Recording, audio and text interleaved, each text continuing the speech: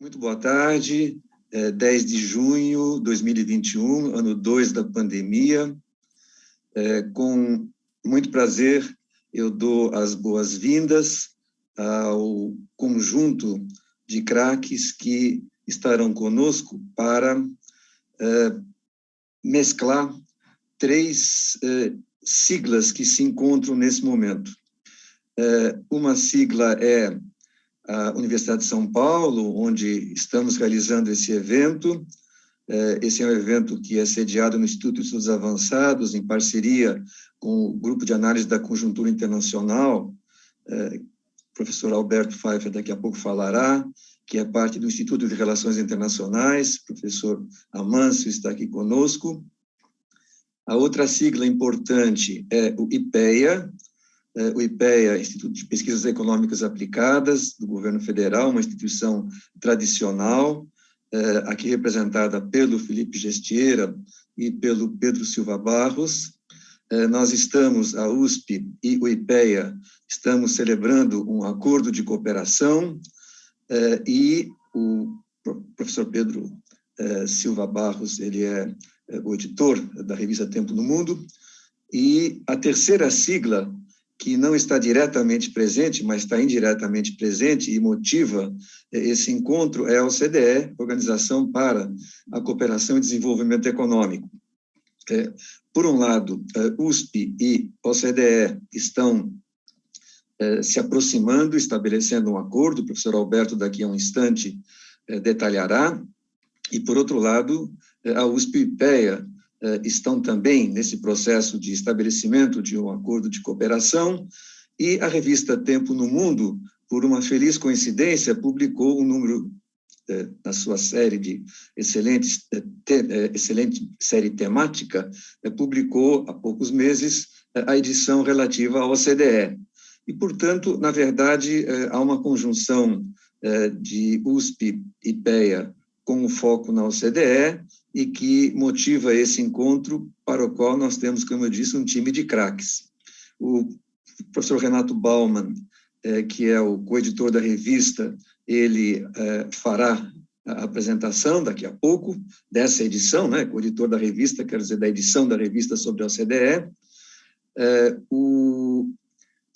Temos dois palestrantes notáveis também, o professor Carlos Primo Braga, que há muito tempo que eu não vejo, que prazer em revê-lo, somos colegas da FEA, professor Primo do Departamento de Economia, e eu sou do Departamento Primo da Economia, no caso que é o Departamento de Administração, mas fomos colegas, e eu também descobri, Carlos, que revendo o seu currículo notável, que também fomos quase colegas de Fulbright. Você acha que foi no final dos anos 80, eu fui no comecinho dos anos 90, então quase que nos trombamos em algum lugar nas terras do tio Sam. E a professora Camila Duran, da Faculdade de Direito da Universidade de São Paulo, se apresentarão daqui a um pouquinho, né? Mas, com mais detalhe, mas que escreveram nesse número especial da revista e que poderão, então, hoje nos brindar com as suas reflexões e com, enfim, a sua instigação para a discussão. Eu agradeço também a presença, estou vendo a querida Vera Torstensen, Daniel, agradeço a equipe do IA, Sérgio, sempre onipresente, a Aziz, a Sandra, e, Alberto, acho que a palavra é sua, mas não posso deixar de mencionar que o professor Carlos Primo Braga traz também um aspecto, vamos dizer assim, de alta literatura para o nosso tema, uma vez que o título da fala dele é shakespeariano, não é mesmo? Mas ele falará daqui a pouquinho. Much Ado About Nothing, é a pergunta que ele faz. Muito bem. Boa tarde, obrigado outra vez pela oportunidade de receber vocês no Instituto.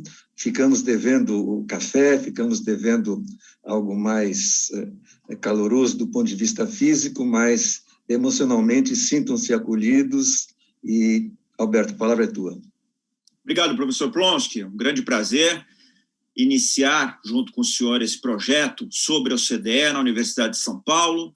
Tivemos uma magistral atividade no dia 6 de maio passado, com a presença do então secretário-geral da OCDE, senhor Ángel Gurria, que fez uma apresentação notável, histórica, suscitando um debate igualmente de primeira linha, que repercutiu de forma muito profunda e ampla na Universidade de São Paulo, na comunidade paulista e brasileira, com repercussão na imprensa, editoriais, e isso, ao mesmo tempo que nos satisfaz, no sentido de que a atividade alcançou o êxito planejado e talvez até tenha superado, em alguns quesitos, o que almejávamos, nos imbui da responsabilidade de prosseguirmos com o debate, a reflexão quanto à OCDE e a participação do Brasil na OCDE e a presença da OCDE, do espírito da OCDE, dos princípios da OCDE na vida brasileira. Isso é o mais importante.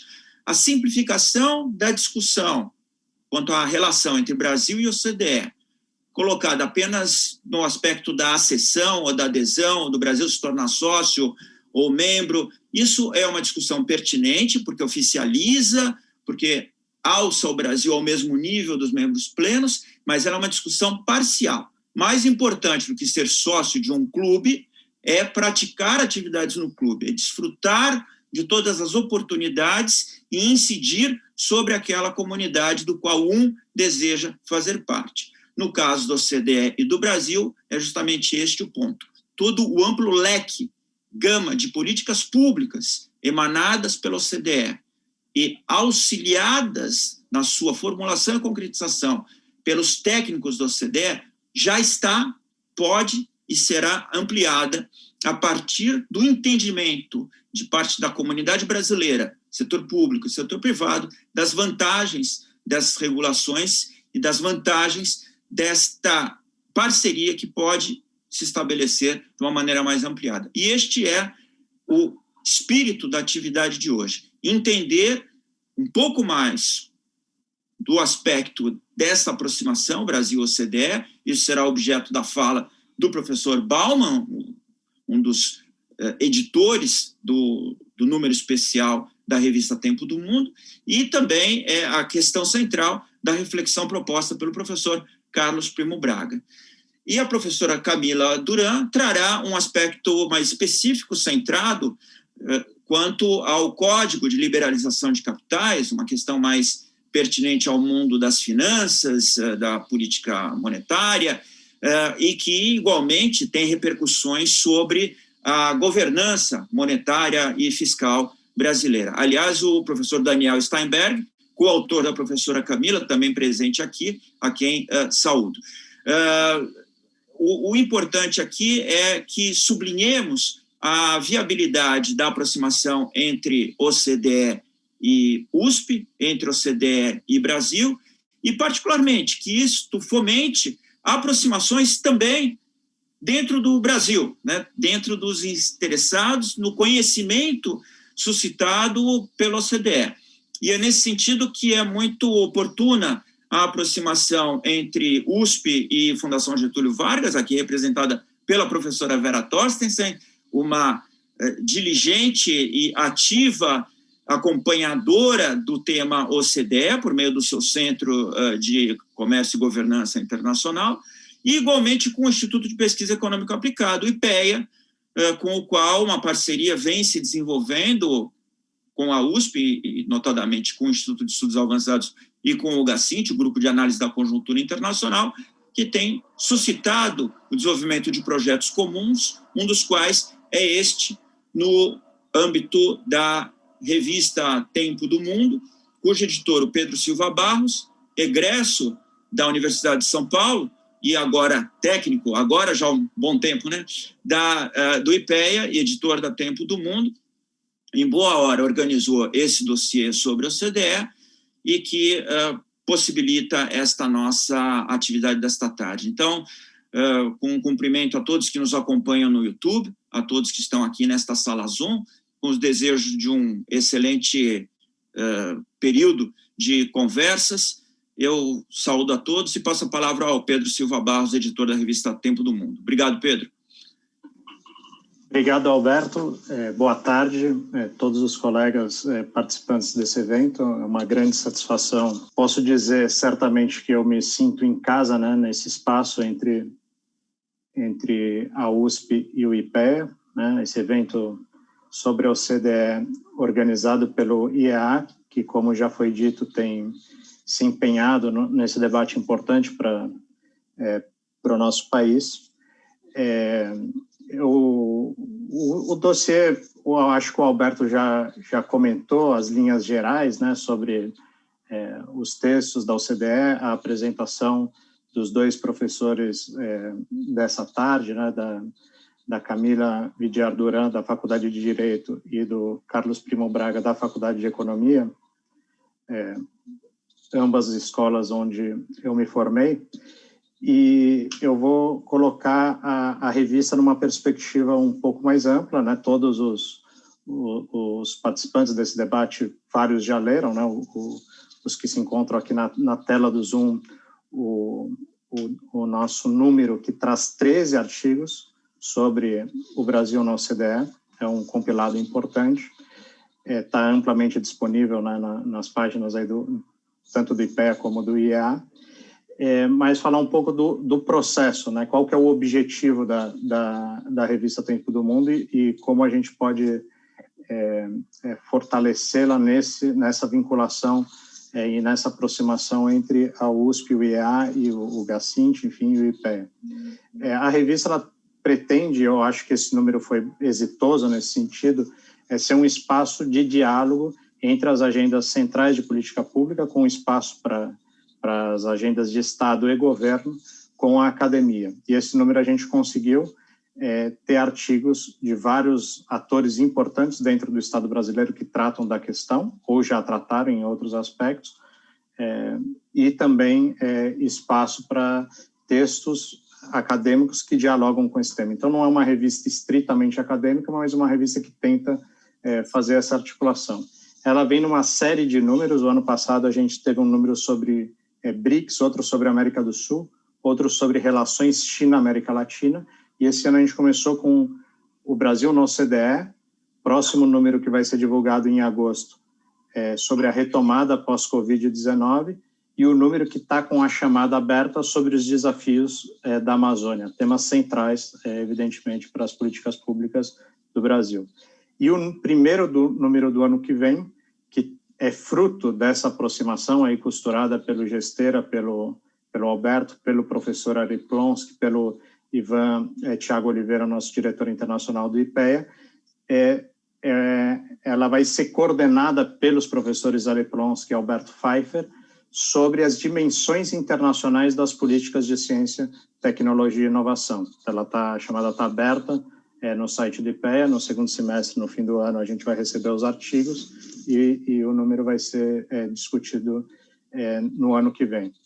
Então, eu acho que com essas palavras iniciais, né, apresento a revista, agradeço muito, né, a colaboração da Camila, do Primo Braga, e principalmente os coordenadores desse número, que se empenharam bastante, e entendo que de forma muito satisfatória, os professores Renato Bauman e Otaviano Canuto, e ambos apresentam os textos iniciais do número O Brasil na OCDE. É isso, Alberto. Obrigado, professor Ari Plonsky, por nos receber aí virtualmente nesse início de tarde. Saúdo também os demais professores participantes, professora Manso, professora Vera Torstens e professora Lourdes Sola, e Daniel, que é coautor do texto da professora Camila. Obrigado. Obrigado, Pedro. Professor Plonsky, acho que já podemos passar para as apresentações. O professor Renato Bauman já está a postos, né, Renato? Podemos já, então, iniciar. O Renato é um dos co-organizadores deste dossiê, desse número da Tempo do Mundo. Semana que vem, quem fará esta primeira apresentação será o professor Otaviano Canuto, que é o outro co-organizador desse número. Renato, você pode, então, iniciar? Sim, claro. Muito obrigado. Boa tarde a todos. Obrigado ao IEA por essa oportunidade.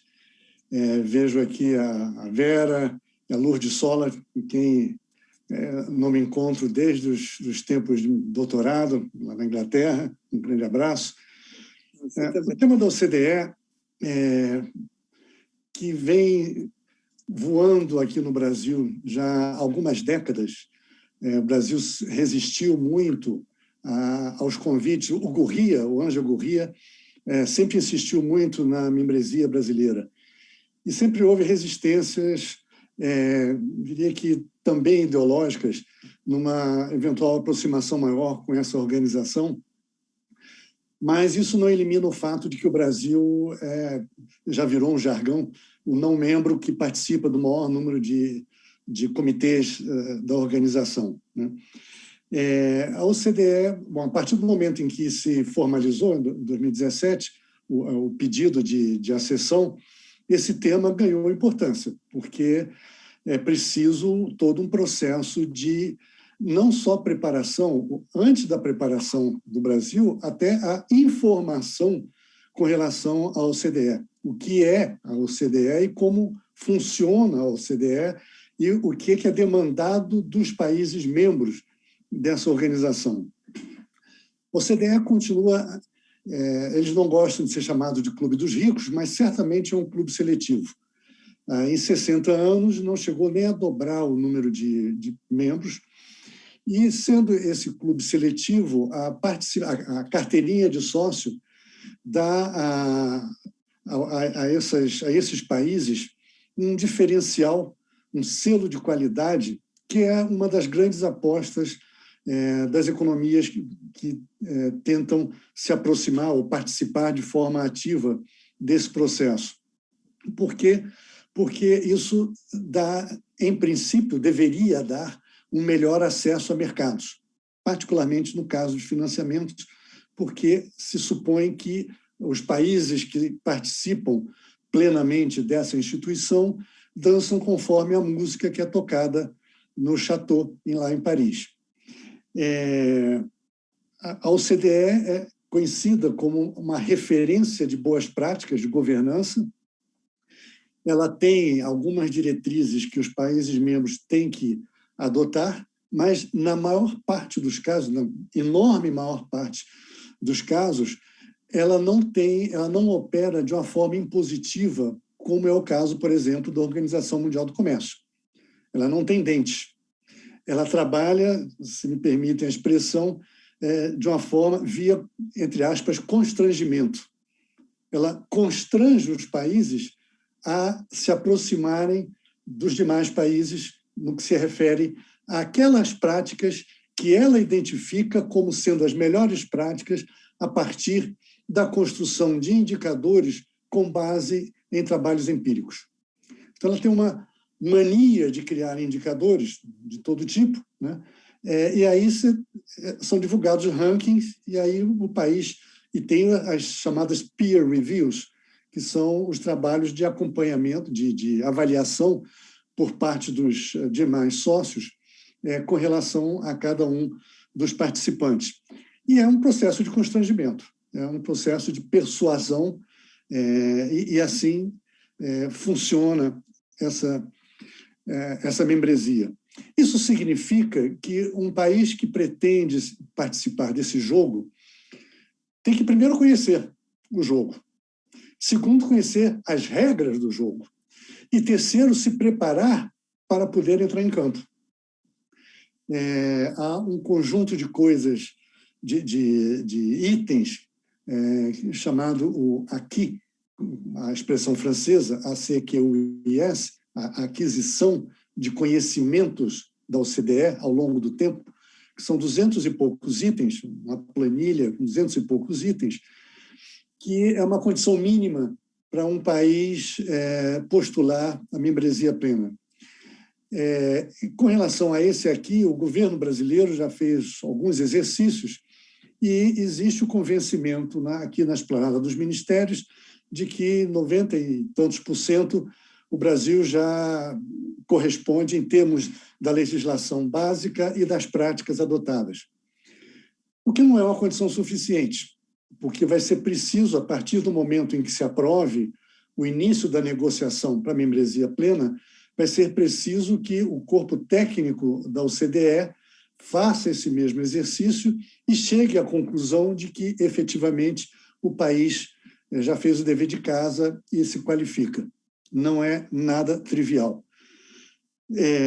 O nível de detalhes desses exercícios é enlouquecedor para um burocrata do outro lado da mesa. Realmente a grande vantagem competitiva, a vantagem comparativa dos organismos multilaterais. O fato de você poder chegar num país que não é o seu, com um background de referencial e poder identificar na legislação e nas práticas pontos que os nativos já não conseguem ver a boca torta pelo uso do cachimbo, né? Pelas práticas, né? Com tudo que tem isso de positivo e de negativo em termos de custo de adaptação. A partir dessa perspectiva, ou desse entendimento de que há um grau de desconhecimento ainda importante no Brasil com relação ao OCDE, a área internacional do IPEA tem feito algumas coisas. 2 publicações, um número especial do Boletim de Economia e Política Internacional, o BEP, o número especial da revista Tempo do Mundo, que é o que nos traz aqui hoje, e estamos a ponto de divulgar também em webinar alguns cadernos feitos sobre Brasil e OCDE, sobre temas bastante pontuais, específicos. A professora Vera aqui é partícipe atuante desse exercício. Devemos, em breve, fazer algum evento junto com a Casa Civil, a Secretaria específica da Casa Civil que lida com o OCDE, para divulgar esse processo. O entendimento é que há um grau quase que preocupante, eu diria, de desconhecimento, não só ao nível do governo federal, mas ainda mais a nível de estados e municípios. Então, há um ônus por parte dessas instituições e autoridades envolvidas com o processo de aproximação ao OCDE, de divulgar ao máximo o que é o OCDE, como opera e o que é preciso fazer no caso do Brasil. Como plano geral, como cenário, são essas as considerações de forma geral. E vou entrando agora especificamente no volume, no número especial da Tempo do Mundo, sobre Brasil e OCDE. Eu vou passar brevemente, só para dar uma ideia geral do que é esse volume. São 13 artigos, como o Pedro mencionou. Eu tenho um lá que eu chamo um modelo básico das expectativas com relação a ser membro pleno e uma análise comparativa dos indicadores de 8 países antes e depois de se tornarem membro pleno, o que aconteceu. O Otaviano Canuto e Tiago Ribeiro dos Santos têm um artigo com os efeitos positivos sobre o comércio externo, processos negociadores de acordos internacionais, influxo de investimento externo, nível educacional e nível de governança a partir da acessão ao OCDE. O José Guilherme Reis e André Soares trazem um exercício quantitativo das experiências de 10 países que se tornaram membros plenos da organização a partir de 90 e um contrafactual de países não membros. O Primo Braga faz um retrato detalhado da evolução da OCDE, e não vou entrar mais em detalhes, porque isso vai ser apresentado daqui a pouco. O Leonardo Paz Neves faz uma resenha dos movimentos de aproximação do Brasil com a OCDE. A Catalina Arango, que foi a coordenadora das negociações da Colômbia com a OCDE, traz um artigo muito interessante com a evolução cronológica do processo colombiano de negociação, com ênfase em 2 características. Ela enfatiza, ela chama atenção para o prazo longo do processo negociador, no caso da Colômbia foram vários anos, e a importância do envolvimento presidencial nesse processo. O embaixador Carlos Márcio Cozendeia, Andréa Brandão Barbosa e Leandro Magalhães Silva e Souza têm um artigo sobre o projeto Going Digital da instituição. A professora Vera Tostensen e Caterine Rebouças Mota, um artigo sobre instrumentos legais que tratam da OCDE, que tratam do tema ambiental. Daniel Marechal, Ricardo Klinger, e Érico Real Pinto da Rocha, um artigo sobre diretrizes da OCDE para o apoio oficial às exportações, um tema da maior importância e atualidade no caso do Brasil. A Camila Duran e Daniel Steinberg, um artigo sobre a adesão do Brasil ao Código de Liberalização de Capitais, que vai ser apresentado daqui a pouco. O professor Carlos Cerda Dueñas, um artigo sobre a adesão ao Comitê de Ajuda ao Desenvolvimento da OCDE. Matheus Henrique de Souza Santos, artigo sobre governança digital, mostrando o que é proposto pela OCDE e o que já existe na política brasileira. E, por fim, um artigo do professor Tom Trebat, em que ele enfatiza os indicadores da economia brasileira e sociedade brasileira em termos de baixa geração de postos de trabalho e elevada concentração de renda, e chama atenção para o fato de que ser membro da OCDE é uma oportunidade para promover as reformas necessárias ao mercado de trabalho. Com esse introito, né, agora passo a palavra ao Carlos Alberto Primo Braga, segundo o professor Plonsky, nosso shakespeariano, que vai nos falar sobre a adesão ao OCDE. Muito barulho por nada. Braga, por favor. Obrigado, Renato, pela introdução. Guilherme, é bom revê-lo depois de tantos anos. Eu, naturalmente, preferia estar com vocês aí para me beneficiar do café, provavelmente um pão de queijo, alguma coisa assim. Mas essa é a nossa realidade. Eu estou falando para vocês de São José dos Campos, onde eu venho me escondendo da pandemia nos últimos quase 2 anos agora. Bem, em primeiro lugar, é um prazer participar de um evento do Instituto de Estudos Avançados. As minhas origens na USP, onde eu fiz mestrado e depois fui professor entre 1985 e 1991, na FEA. Cabe assinalar que hoje eu não estou mais associado diretamente com a USP, eu sou um professor associado da Fundação Dom Cabral. Quando o Renato, ele é o culpado, né? E, aliás, quando ele fez a intervenção dele, eu quase resolvi me utilizar da linha do Danny Kaye, que uma vez foi numa conferência e antes dele o embaixador indiano fez uma apresentação maravilhosa e longa. E aí, quando ele veio ao pódio, ele simplesmente falou: eu escrevi aquela apresentação. Mas já que vocês me convidaram, eu vou falar um pouquinho sobre a minha história com a OCDE, que vai há quase 3 décadas atrás, quando eu saí da USP e passei a ser funcionário do Banco Mundial, e nesse papel várias interações eu tive com a OCDE em diferentes capacidades. Por exemplo, o meu assistente de pesquisa no Banco Mundial, mais tarde, o Raed Safad, foi para a OCDE e virou o Deputy Director de Comércio e Agricultura da OCDE. Mas foi principalmente quando eu era o representante especial do Banco Mundial na Europa para comércio internacional que eu participei muito de atividades. Eu era baseado em Genebra e representava o banco no DAC, no Development Assistance Committee, e também na área de comércio.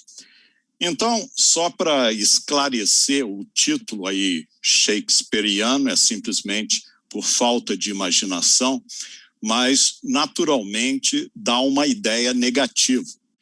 Mas não é que eu seja contra, muito pelo contrário, eu acho ótimo que o Brasil finalmente esteja trilhando essa estrada, mas o meu ponto básico é que vai ser um long and winding road. Porque o que me chamou muita atenção, particularmente aqui durante a administração Bolsonaro, primeiro, uma coisa que mais tarde eu vou voltar a tocar, o nível de desconhecimento sobre a organização. E eu me lembro num seminário, a Vera mencionando isso, pessoas comparando a OCDE com a OMC, dizendo, se as coisas, por exemplo, entre Mercosul e a União Europeia não avançarem, não tem importância, porque a gente vai entrar na OCDE. Quer dizer, alhos e bugalhos, né?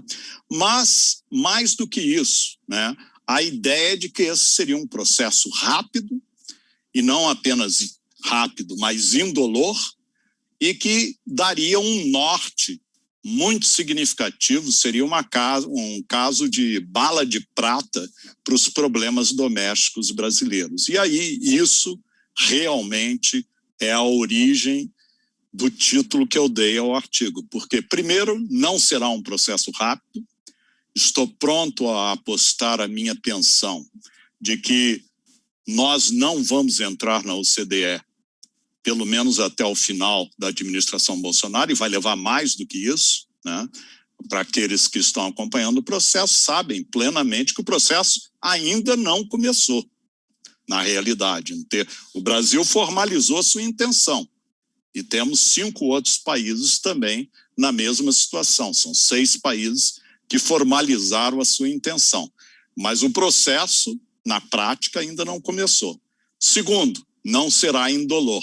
A gente vai ouvir depois a apresentação da Camila. A Vera escreveu um artigo muito interessante com colegas sobre a questão do meio ambiente, dos critérios da OCDE. Tudo isso vai requerer muitas mudanças, digamos assim, na legislação brasileira. E eu diria que, de uma maneira geral, elas vão na direção correta, mas não é dizer que isso vai ser indolor. E, por último, o fato de que quem está esperando na entrada da OCDE uma bala de prata para o desenvolvimento brasileiro é ledo engano, né? Basta ver, por exemplo, países como México, Chile, países que se tornaram membros da OCDE muito antes que o Brasil, e que, no entanto, se a gente olha Total Factor Productivity, países esses que hoje são muito mais abertos ao comércio internacional do que é o caso do Brasil, no entanto, tem um desempenho tão ruim quanto o Brasil. Na realidade, a produtividade total de fatores desses países, como a nossa nas últimas décadas, é negativa. O que isso sugere? Não quer dizer que a abertura de comércio, não quer dizer que melhores práticas com relação ao capital estrangeiro, etc., não sejam positivas para uma economia como a brasileira. Claro que são, mas se você tem distorções na economia, como é o caso, por exemplo, do México, que é o melhor exemplo, né, que tem alta taxa de informalidade e os incentivos basicamente são contra os setores modernos da economia, isso não vai se traduzir em aumento de produtividade significativo. Então, essas são as mensagens por trás, vamos dizer, do título aí do artigo. Muito rapidamente, a OCDE é uma filha da Guerra Fria, né? É uma filha do Plano Marshall e, mais especificamente, de uma organização, que era a Organization for European Economic Cooperation, que foi criada lá em 1948, exatamente para administrar os recursos do Plano Marshall, né? Basta mencionar que esses recursos eram muito substantivos, né? Da ordem, na época, né? De quase 12 bilhões de dólares. A maior parte desses recursos ia para o Reino Unido, em seguida para a França, depois para a Itália e para o que na época era a Alemanha Ocidental. E diga-se de passagem, uma coisa muito interessante que eu aprendi dando uma olhada nos artigos aí da OEEC, que na realidade a Rússia foi convidada a participar da OEEC, mas o Molotov, o diplomata máximo da União Soviética na época, foi contra exatamente porque não queria apoio à reconstrução da Alemanha. E diga-se de passagem, para aqueles interessados em comércio internacional, que isso foi o que deu origem, né, ao Comecon, como uma organização paralela ao que seria mais tarde a OCDE.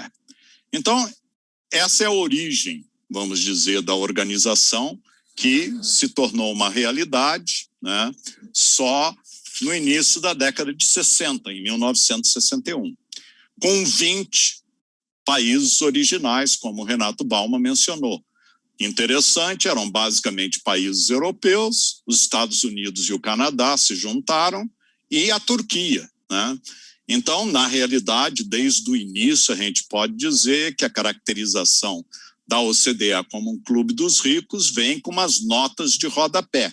E diga-se de passagem, né? Chile, México, Colômbia, Costa Rica, todos esses países que mais recentemente ou há mais tempo se uniram à OCDE, no momento que eles se uniram, eram países de renda média, né?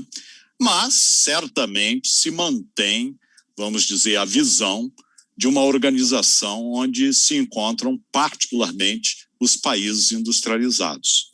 E nós tivemos aí várias ondas de acesso à OCDE, começando na década de 60, com Japão, Finlândia, no início da década de 70, Austrália, Nova Zelândia, uma segunda onda mais tarde, que começou com o México, e a história aí todos vocês sabem, está muito associada ao apoio dos Estados Unidos e do Canadá no contexto do NAFTA, que tinha acabado de ser negociado, né?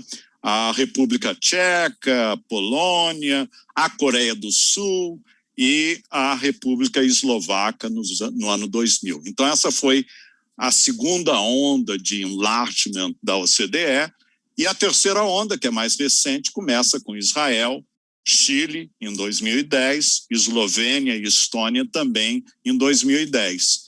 E nós estamos aí no momento da quarta onda, que começou com a adesão de Látvia, Lituânia, Colômbia e agora, né? Na realidade, eu participei de um seminário do SEBRE há 2 semanas atrás, em que nós tínhamos vários participantes da estrutura da OCDE, como a Marion Jensen, e naquele dia a Costa Rica tinha formalmente se tornado também membro da OCDE. Agora, todo esse processo de enlargement vem também com uma série de dúvidas de alguns dos membros, particularmente os Estados Unidos.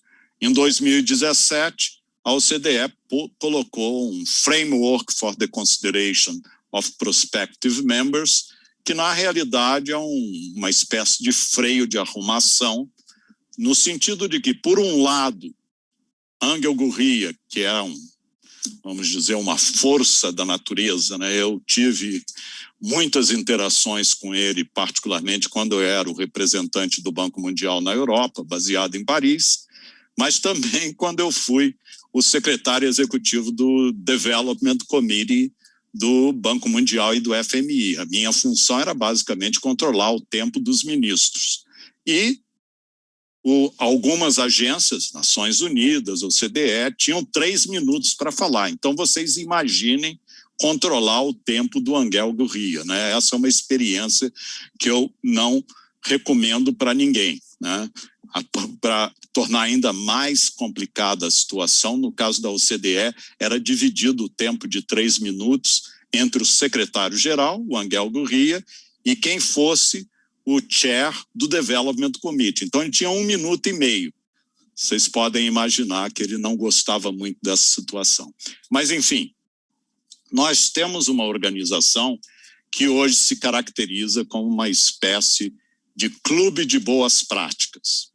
E eu não vou discutir que, sem dúvida nenhuma, a grande maioria das coisas que a OCDE recomenda são, sem dúvida nenhuma, boas práticas internacionais. A questão óbvia, naturalmente, é para um país como o Brasil, como se adaptar a isso, né?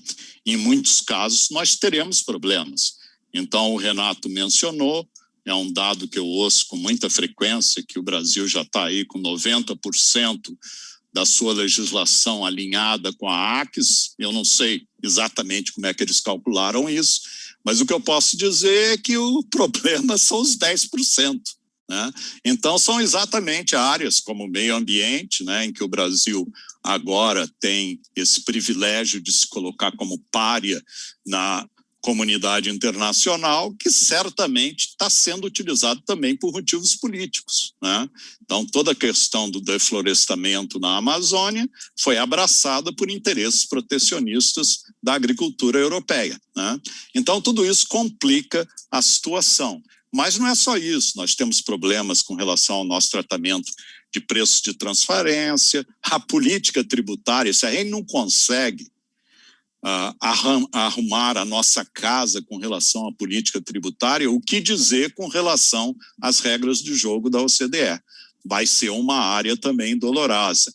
E, para complicar ainda mais a situação, o Brasil, que vinha sendo observado no contexto da Lava Jato como um exemplo de combate à corrupção, nos últimos anos, essa, vamos dizer, imagem também ficou muito deteriorada. E a questão do comércio internacional, né? Nós permanecemos como uma das economias mais fechadas do mundo, né? Tem aqueles que dizem, mas olha o tamanho da economia brasileira, então é natural que a gente tenha aí uma participação no comércio, em termos de importação e exportações de bens e serviços, aí da ordem de 25%, é parecido com os Estados Unidos. O que as pessoas esquecem é que, se a gente pega as 6 maiores economias do mundo, a média é da ordem de 56%. Né? Quer dizer, nós somos um ponto fora da curva, particularmente se a gente olha os outros países latino-americanos que entraram na OCDE. Nesse sentido, nós estamos muito bem comparados com a Argentina, mas isso é porque eles vieram de navios e nós viemos da selva.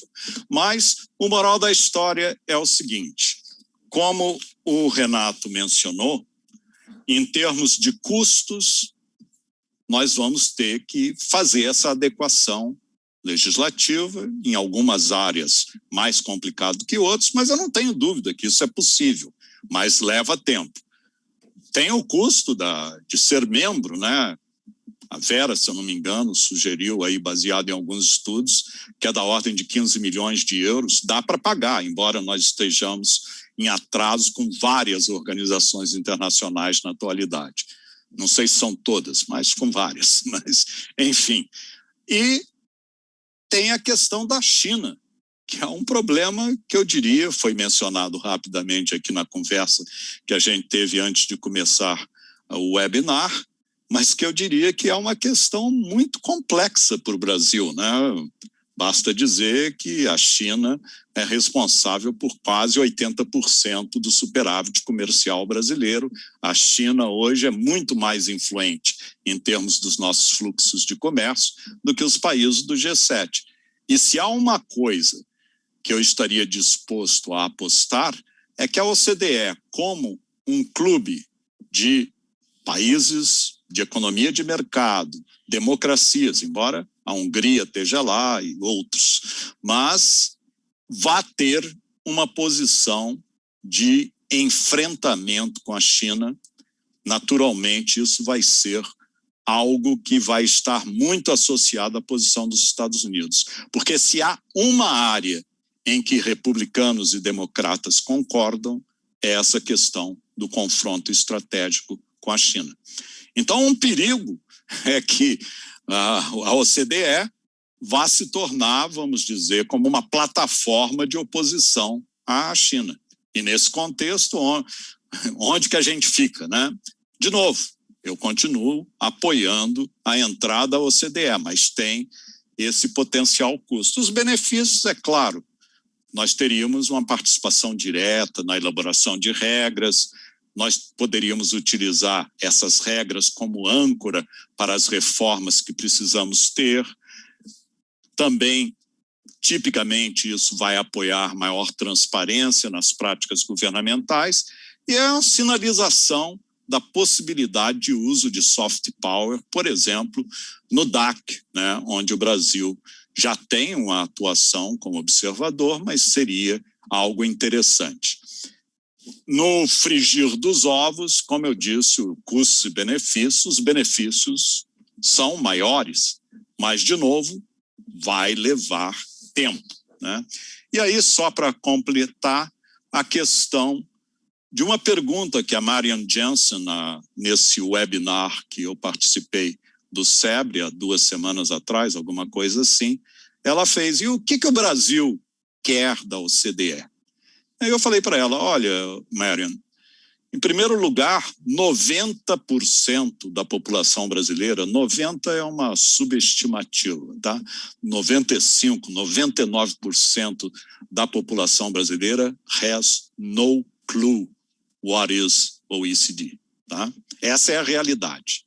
A gente precisa educar a população, a sociedade como um todo, sobre o que está por vir eventualmente? Eu diria que sim, mas particularmente nós temos que ter uma atuação com relação aos agentes envolvidos, por exemplo, no comércio internacional brasileiro, uma área que a Vera faz um trabalho excelente, mas que mais precisa ser feito, porque tem muita gente, como eu já disse, que confunde alhos e bugalhos entre o OCDE, o OMC, quais as implicações para o acordo e o Mercosul. Então, tem esse grupo aí que eu chamaria dos clueless, né?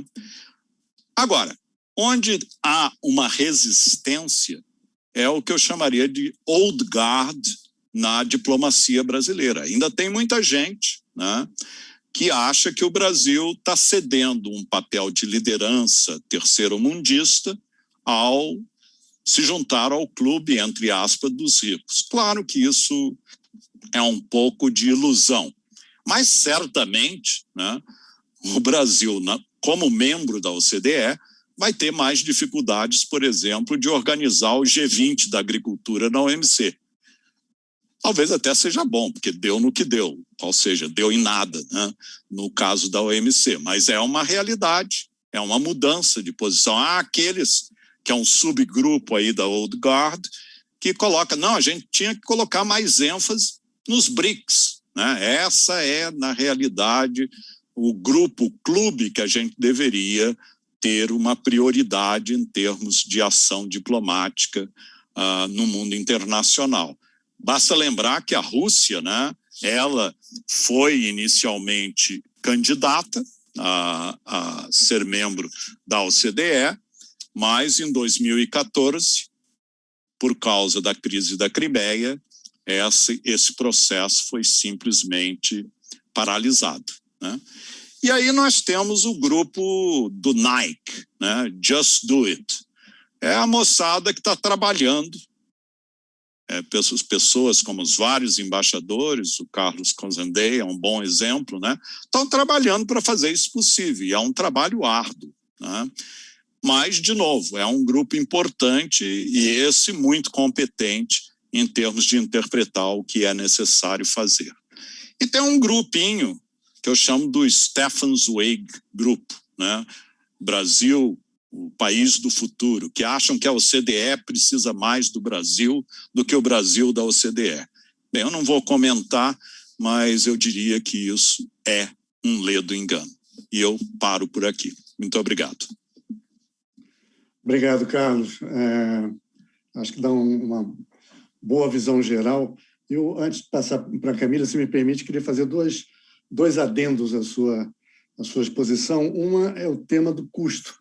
Você tem o custo que é a mensalidade do clube, aí na ordem dos 15 milhões de euros, etc. Mas tem um custo que talvez seja até maior, que é o custo de você... A OCDE é uma fábrica de gerar papéis, documentos. É impressionante o volume de documentos que aquela instituição produz. E número de reuniões. Você tem que ter todo um staff lidando com a OCDE. E as pessoas parecem que não têm muita noção disso. E N reuniões em Paris. Bom, agora, não sei, o novo normal pode ser que boa parte passe a ser virtual, como essa nossa conversa. Mas até 2 anos atrás, era impressionante a necessidade de deslocamento de pessoas no país. A outra coisa, e aqui eu termino, é que o processo negociador para ser aceito como membro pleno, essa acessão ela tem que ser unanimemente aprovada pelos 37 membros, o que significa uma negociação com 37 interessados. No caso da economia brasileira, no caso da economia pequena, há pouco que você possa querer tirar. No caso da economia brasileira, há um conjunto de tetas grandes que vão ser, sim, chupadas a um limite por cada um desses países que tem o poder de voto e de veto. Bom, dito isso, eu acho melhor a diferença do que o Alberto mencionou no início, em vez de fazermos as perguntas ao Carlos agora, a gente acumular as duas apresentações e partirmos para a sessão de Q&A no final, né? Então, gostaria de ouvir a professora Camila Vilar Duran sobre a liberalização do movimento de capitais e os desafios institucionais para o Brasil. Professora, por favor. Muitíssimo obrigada. Queria agradecer imensamente a oportunidade desse diálogo, agradecer ao Instituto de Estudos Avançados, ao GACINT, ao IPEA e também à revista Tempo do Mundo, os professores e professoras aqui presentes e também o coautor deste artigo comigo, Daniel Steinberg, que também está aqui. Bom, nesse artigo, eu trago, junto com o Daniel, uma análise sobre o Código de Liberalização do Movimento de Capitais da OCDE e os desafios monetários da adesão a esse código. Bom, fluxos de capitais, eles são inerentes ao funcionamento do sistema monetário global, e a ordem monetária hoje vigente, que foi construída, sobretudo, a partir da década de 70, construída com o fim do padrão ouro, né, e a paridade cambial, ela abriu novas possibilidades econômicas para fluxos financeiros internacionais transfronteiriços, né. Potencialmente, esses fluxos, eles podem trazer benefícios aos países que o recebem, né, ampliando a recepção de investimentos privados. Esse é um dos principais argumentos para a adesão do Brasil ao OCDE e, particularmente, ao Código de Liberalização do Movimento de Capitais. No entanto, eles podem trazer riscos para a estabilidade financeira e para o crescimento sustentável de economias nacionais, e aqui, particularmente, economias de países emergentes que não emitem moedas consideradas como internacionais, como meio de pagamento internacional ou como veículos de investimento internacional. Então, uma certa gestão desse tipo de fluxo acaba sendo necessária, né? E o Brasil construiu diferentes estruturas jurídicas para fazer a gestão desse tipo de fluxo no tempo, né? A crise de 2008, o TPE tanto de 2013 e a própria crise da Covid, o ano passado, no pico, em março de 2020, mostram a importância da reflexão sobre a estrutura desse tipo de gestão de fluxos financeiros internacionais, né? O real, por exemplo, no pico da crise da Covid em março do ano passado, né, em decorrência da saída significativa de capitais, foi a moeda que mais se desvalorizou em relação ao dólar entre moedas de economias avançadas e emergentes, com queda de mais de 30% ao longo desse mês de março, né? Nesse artigo, eu e o Daniel, a gente constrói uma análise, primeiro, né, da estrutura jurídica do Código de Liberalização do Movimento de Capitais da OCDE, que é a porta de entrada para a entidade, né, e do qual o Brasil solicitou uma adesão específica em 2017, com, inclusive, uma avaliação em loco que já foi feita pela entidade no país para essa adesão.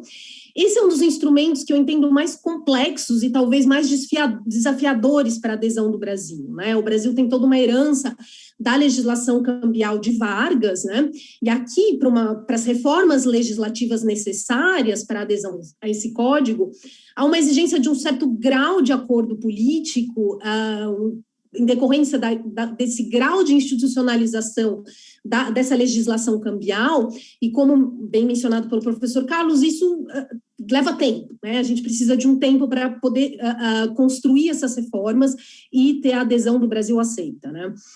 O código, ele tem como objetivo último a total liberalização do movimento de capitais entre os países membros da OCDE, e desde 2012, né, esse código também é aberto à adesão de países não membros, né, ainda que esse objetivo de total liberalização possa ser alcançado de maneira gradual e segundo as condições econômicas e financeiras de cada país que está aderindo ao código, né. esse código ele reforça a integração financeira do Brasil, né, de todos os países que demandam a sua adesão. E a concepção política por trás desse código é a de que a livre circulação de capitais, de investimento e de serviços é o motor, né, a força motriz do crescimento econômico, do emprego e do desenvolvimento. Então, essa é a concepção política por trás das regras jurídicas desse código. A análise do artigo que eu fiz com o Daniel, enfim, ela é construída de uma forma comparada, né? A gente tenta contrastar a institucionalidade das obrigações que o Brasil já assumiu junto ao FMI, o Fundo Monetário Internacional, no que se refere à gestão dos fluxos de capital. A gente traz uma análise particular da visão institucional do FMI sobre os fluxos de capital, que é uma moldura de política pública criada pelo FMI em 2012 para a recomendação de políticas públicas e de regras para os países membros. E o artigo também levanta as questões de natureza monetária, né, das condições específicas de inserção do Brasil, que é um país que está na periferia da hierarquia monetária internacional, que é refletida, enfim, pela restrição ao uso do real, hoje no âmbito global. E o Brasil depende do acesso a moedas fortes em tempos de crise, né? E para isso o país constituiu uma considerável reserva internacional, reserva cambial, que tem um custo de carregamento elevado, né? Uma condição para a integração financeira do país no exterior, e o Brasil só tem acesso temporário aos swaps diretamente com o Banco Central Americano, o Fed, em momentos de crise. Então, em 2008 e na crise da Covid ele teve esse acesso, mas não é um acesso permanente como é para os países de economia avançada centrais, né? Então, o Brasil teve que se valer de certos controles cambiais, notadamente em relação a influxos, para controlar influxos de capital no pós-2008, para poder fazer a gestão da estabilidade financeira em tempos de crise. Então, essa estrutura hoje vigente do país, enfim, e da prática do pós-crise de 2008, notadamente, né? E nesse trabalho, a gente também buscou trazer recomendações para a atuação da diplomacia nacional, né, do desenvolvimento da relação do Brasil com a OCDE no Comitê de Investimento da OCDE, que é responsável pela gestão dessas regras do código, né, é o fórum privilegiado de formação, se eu puder usar esse termo, né, de jurisprudência, de entendimento da aplicação das regras do código, e aqui o Brasil precisa ter voz para influenciar a aplicação e a formação dessas regras, né? Como o professor Carlos mencionou, essa também é um mecanismo de voz e de participação na construção da evolução desse código no tempo. Então, aqui uma atuação da diplomacia preocupada com os aspectos monetários, notadamente, é importante, né? O professor Carlos mencionou a origem da OCDE como a entidade que veio da gestão do Plano Marshall, né? E também, aqui eu faria uma menção, é uma entidade também que auxiliou os países europeus na abertura e no uso, na troca de moedas e da própria estrutura da União Europeia de pagamento, não chamava União Europeia, da União Europeia de Pagamentos, para permitir essa troca entre esses países, né? Então, a OCDE deu toda uma expertise na época de natureza monetária para que esses países, inclusive, pudessem aderir ao próprio acordo de Bretton Woods e assegurar a liberdade das transações correntes e dos pagamentos internacionais, notadamente relacionados ao comércio, aqui, né? E essa parece uma expertise monetária que, particularmente da burocracia da OCDE, me parece que se perdeu no tempo, né? Hoje, os grandes fóruns de regulação de aspectos monetários e cambiais se deslocaram, principalmente para o BIS e o FMI, esse código da OCDE tem evoluído muito pouco no tempo, né? Teve uma grande mudança no pós-2008, que foi uma alteração importante desse código, que só se realizou em 2019, teve um tempo muito longo de alteração desse código para se adequar a esse cenário pós-2008, e que, por sorte, foi acordado em novembro de 2019, então nas vésperas da crise da Covid. Então, isso permitiu dar instrumentos para os países membros lidarem com fluxos já com essa mudança de entendimento e de regras do código, né? Então, o código, também aqui um aspecto importante é a entrada do Brasil na OCDE também significa co-construir a evolução desse código, e é importante que ele consiga refletir as demandas desses, notadamente de natureza monetária, de países de economias emergentes, né? Um ponto só de estruturação aqui, existem 2 grandes regimes jurídicos de regulação internacional do movimento transfronteiriço de capitais que tem vocação multilateral, né? Então, é o FMI, que estabelece obrigações para os seus países membros, notadamente de transações correntes de pagamentos internacionais, e que tem recomendações no que se refere à liberalização do fluxo das transações da conta financeira, conta capital. E a OCDE é o único instrumento de com vocação multilateral que tem essa arquitetura de regulação dos fluxos internacionais, e aqui relacionados às transações de conta capital e conta financeira. Então, nesse sentido, é muito importante, nessa perspectiva de adesão do Brasil, a importância da voz do país na construção do único instrumento com vocação multilateral que faz a gestão desse tipo de fluxo, né? E hoje, que tem participação somente principalmente de economias avançadas e de poucos países de economia emergente, e aqui um país que, enfim, hoje é classificado como economia avançada, mas a atuação da Coreia do Sul no Comitê de Investimento da OCDE, que faz a gestão desse código, foi particularmente importante no pós-2008, né? Foi as ideias da Coreia do Sul em articulação com o BIS, o Bank for International Settlements, para promover alterações no código que respondessem à gestão de fluxos referentes com objetivos macroprudenciais, focados na gestão de risco sistêmico, foco de estabilidade financeira no país. Então, acho que o Brasil precisaria integrar esse comitê para fazer parte dessa evolução do código e do próprio regime multilateral de gestão dos fluxos de movimentos de capitais. Alguns pontos aqui para me ater ao tempo. O que é exatamente esse código, né? Como ele se estrutura?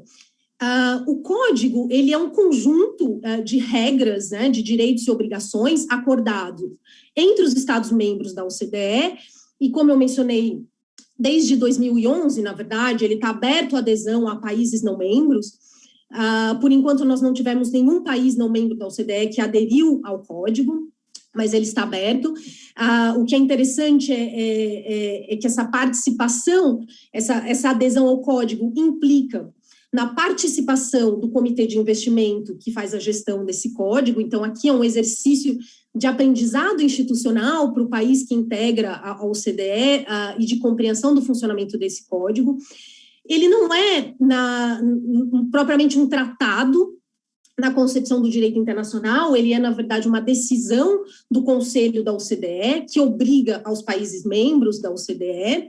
E como o professor Bauman trouxe, né, ele mencionou a ausência de dentes dos instrumentos normativos da OCDE, né? De fato, o código é um deles, né, que a sua mordida pode ser soft, na verdade, mas que tem sido bastante efetivo, né? É possível ver no tempo, os países que aderiram ao código reduziram as medidas de restrição ao movimento de capitais. E o mecanismo de persuasão, não há sanção propriamente dita para esse código, no caso de não obrigação das regras, mas o mecanismo de persuasão do comitê, da revisão de pares, da inserção de novas medidas eventualmente restritivas, é uma forma de aplicação e de efetiva implementação do código para os países membros. Então, o intuito, como eu mencionei, do código é reforçar a integração financeira e promover a completa, total liberalização do movimento de capitais. Mas, dentro do código, há o que a gente chama de cláusulas de escape, né? E esse é o aspecto de flexibilidade do código, né? É possível, em momentos de crise, notadamente, pedir derrogações às obrigações do código para estabelecer eventuais restrições a movimentos de capitais. Então, esse é um aspecto interessante do código. Ele é uma regra vinculante, ele vincula os países membros, mas existem mecanismos que trazem flexibilidade para os países responderem à crise e poderem fazer a gestão desses fluxos em tempos de crise. O código, ele estabelece basicamente 2 tipos de regramentos, né? Essas regras que a gente chama de comportamento dos estados, né? Dirigidas aos Estados-membros, e aqui o foco na liberalização, e um sistema de governança dessas regras que é feita pelo Comitê de Investimento, né? As regras do código, essas regras comportamentais, elas são definidas por 2 tipos de listas que estão no anexo do código, né? Uma lista A e uma lista B. E aqui a complexidade desse código. Mas o que é interessante é que a lista A define as operações financeiras de longo prazo, basicamente, e que aqui existe um certo comprometimento dos países, uma vez liberado, não voltarem atrás, impondo certas restrições, só em casos excepcionais, que vão, inclusive, ser revisados pelo Comitê de Investimento. Aqui, novamente, a pressão de pares para que as restrições sejam mínimas e somente aplicadas durante um tempo preciso, necessário para lidar com a crise. E a lista B, que traz uma série de operações financeiras de curto prazo, e aqui os países têm uma flexibilidade grande de impor restrições, né? Exatamente para lidar com problemas relacionados à estabilidade financeira. Então, esse código é complexo, mas a sua estrutura, do ponto de vista jurídico, e aqui como jurista, eu acho extremamente inovador, bastante inovador, e que tem válvulas que permitem flexibilidade. Qual é a importância, aqui para finalizar minha fala, né, do papel da representação de ideias brasileiras na OCDE? Essas cláusulas de escape são sempre negociadas. O país precisa notificar em 60 dias à OCDE a inserção de medidas de restrição ao movimento de capitais. E elas precisam ser justificadas. E o Brasil, enfim, se aderir ao código, vai sofrer, nesse momento, a revisão dos pares no tempo, até que essa medida seja extinta. Então, aqui é extremamente importante o papel da diplomacia nacional brasileira na negociação dessas cláusulas, para que ela reflita as condições desse tipo de economia que está na periferia do sistema monetário internacional e que não tem moedas de meio que sejam consideradas de meio de pagamento internacional. Aqui, também um ponto importante é a capacidade do Brasil em formar alianças estratégicas. Eu acho que o exemplo da Coreia do Sul no pós-2008 é particularmente importante para pensar o papel da diplomacia brasileira, né? As medidas de controle cambial relacionadas a objetivos macroprudenciais foram negociadas pela Coreia do Sul e foi um papel importante aqui desses diplomatas para trazer a realidade da gestão da estabilidade financeira e dos riscos sistêmicos desse país, né? Então, aqui o Brasil precisa, além de desenvolver uma expertise própria monetária relacionada ao código e à sua aplicação, e também ser capaz de construir alianças estratégicas com Coreia do Sul, México, Chile, para trazer questões próprias do desenvolvimento do mercado financeiro desses países e dos seus aspectos monetários particulares, né? O fato deles emitirem moedas que não são aceitas, não são usadas no âmbito internacional. Muito obrigada mais uma vez. Muito obrigada, professora Camila.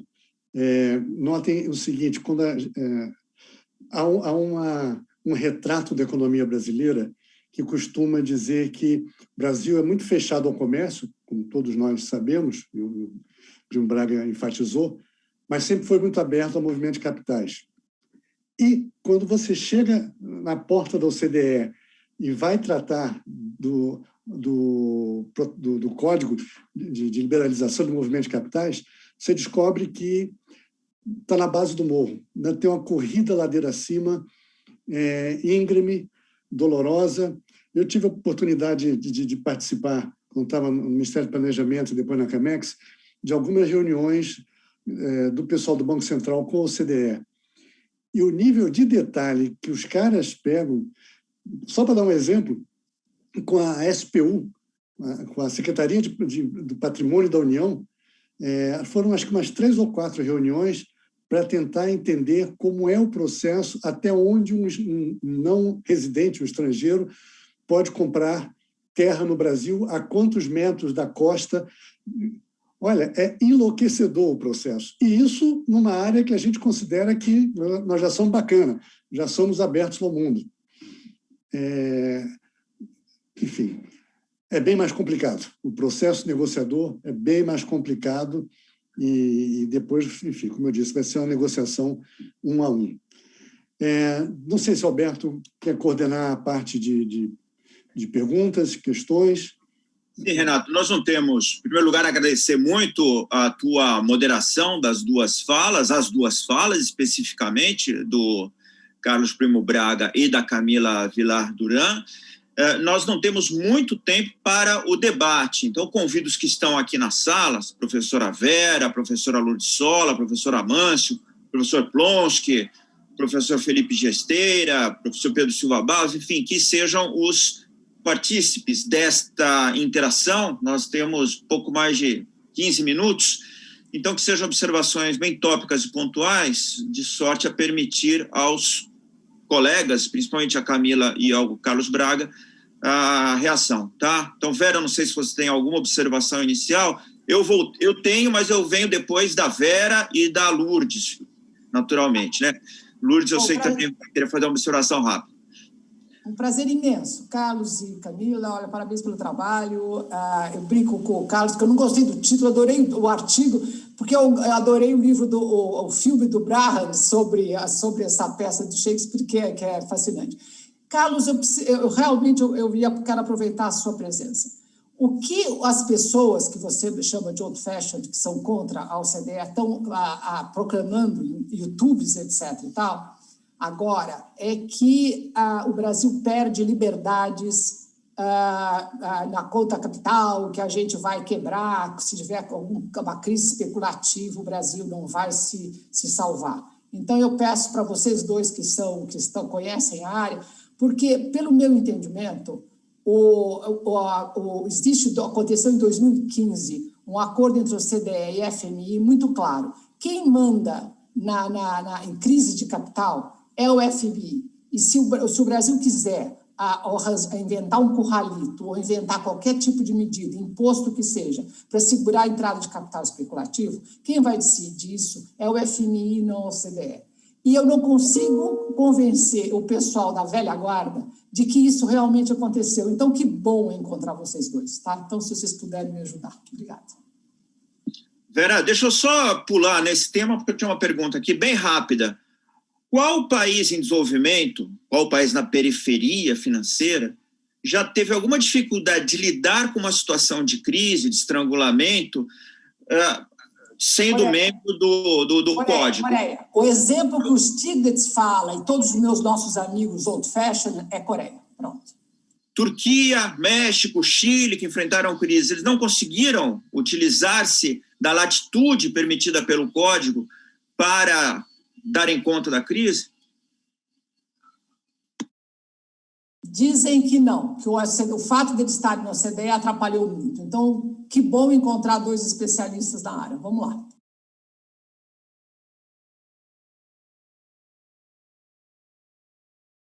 Camila e Carlos, vocês querem já responder essa pergunta? Podemos. Tá. Bem, a Vera está totalmente correta que, na realidade, quem manda nesse contexto é o FMI. E mais do que isso, o FMI mudou dramaticamente a sua posição, né?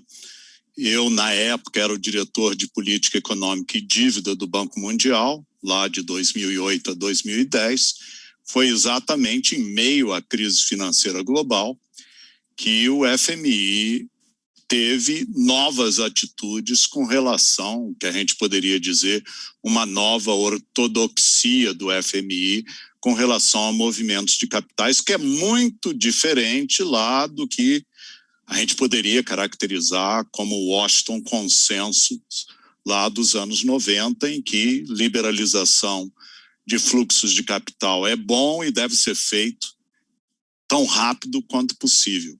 Então, eu não compro essa proposição. Agora, claro que você vai ter, no contexto da OCDE, você vai ter que conversar, né, com seus pares em termos das atitudes que você tomar, mas, como a Camila muito bem mencionou, a maioria dessas medidas provavelmente estariam muito mais na linha B, na classificação B, do que na linha A, em termos de restrições. Mas, no final das contas, é o FMI que vai balizar aí essas decisões se o país precisar de apoio de balanço de pagamentos, porque a OCDE não tem recursos para isso, nem é o papel dela, né? Então, eu diria por aí.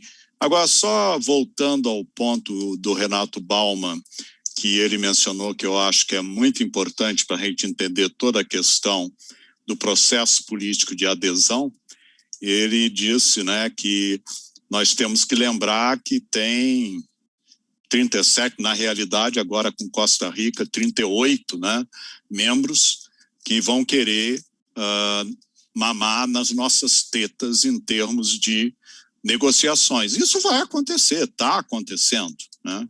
E aí eu só sugiro Caetano Veloso, né?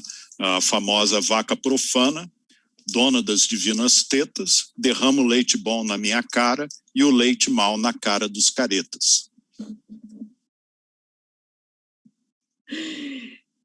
Obrigada pelas questões, professora Vera, professor Alberto, sempre questões instigantes e que vão direto ao ponto, né?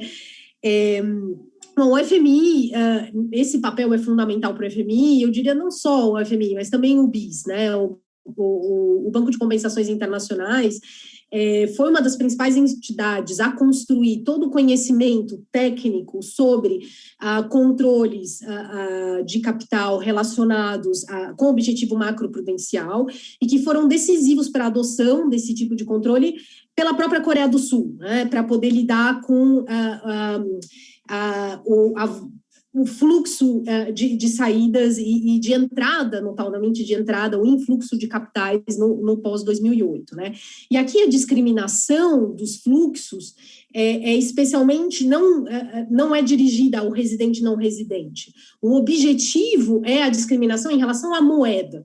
Então, ser moeda estrangeira, o que pode provocar um risco sistêmico para o país. Então, essa diferenciação da discriminação baseada em residência e em moeda, em termos de objetivo, é claro que tem um impacto, no final das contas, sobre a residência do investidor, mas o objetivo é discriminação com base na moeda, com foco em risco sistêmico.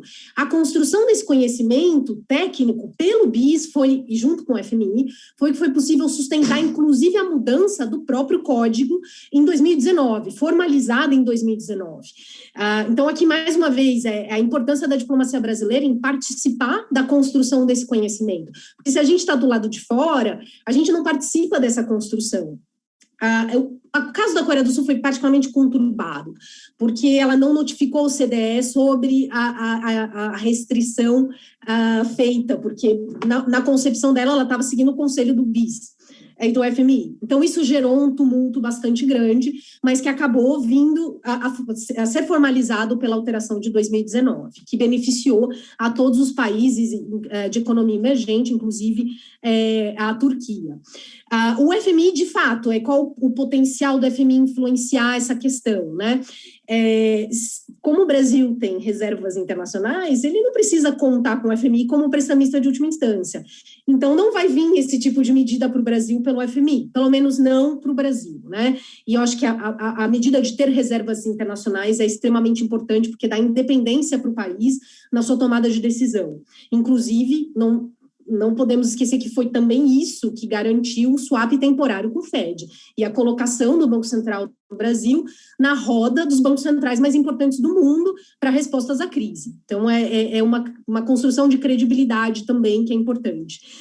O FMI pode fazer isso de forma persuasiva, e ele faz isso com a emissão da visão institucional, em 2012, que é muito mais um quadro de recomendação de política pública que ele faz no desempenho de seu mandato como supervisor do Sistema Monetário Internacional. Então, nas consultas do artigo 4º, uma vez por ano, a países membros. Então, muito mais persuasão pelo conhecimento técnico e recomendação do que vinculado a um acesso a recursos financeiros. Então, mais uma vez, um acordo persuasivo nesse sentido do FMI, porque em termos de jurisdição, o FMI só obriga a questões relacionadas a transações correntes, né, de pagamentos internacionais e não a transações de conta capital. E aqui, a OCDE tem cláusulas claras de flexibilidade. São 4 modalidades de cláusula que vão, inclusive, até a lista A, se necessário. Então, é possível mesmo trazer restrições em casos de crise, e o FMI, inclusive, é convidado a participar dessa construção do Comitê de Investimento no caso de crise relacionada a balanço de pagamentos.